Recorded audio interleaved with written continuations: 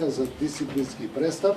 Надзорните и управните одбори на јавните предпријатија не утврдиле одговорност кај раководните лица за кои антикорупцијската комисија донела одлука дека го злоупотребиле дискреционото право. Антикорупционерите сега им ги бараат записниците за да видат на кој начин се одвивала расправата и зошто не е утврдена одговорност, затоа што според нив е очигледно прекршувањето на дискреционото право. Ние не се откажуваме, значи ние ќе бараме до последно да ги добиеме сите информации што ни се потребни и ќе вршиме притисок на сите оние кои што неодговорно и со злоупотреба на дискреционото овластување вршат својата функција да си одговарат за тоа. Значи прашањето за одговорност да биде што поактуелно во јавноста.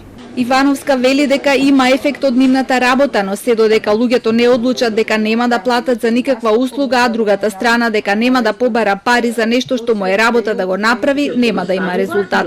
Таа повторно се пожали на условите за работа кои ни по 7 месеци не се променети, а се уште не е направено ниту електронското поврзување со 17 институции. Од Транспарентност Македонија им забележаа дека треба да си направат листа на приоритети, затоа што губат премногу време на предмети што немаат големо влијание врз буџетот. Се губи и време и ресурси, капацитет кои што го немаат доволно во моментот, за некои пријави, за некои случаи кои што не го оштетуваат буџетот во толкава мера и во толкав износ.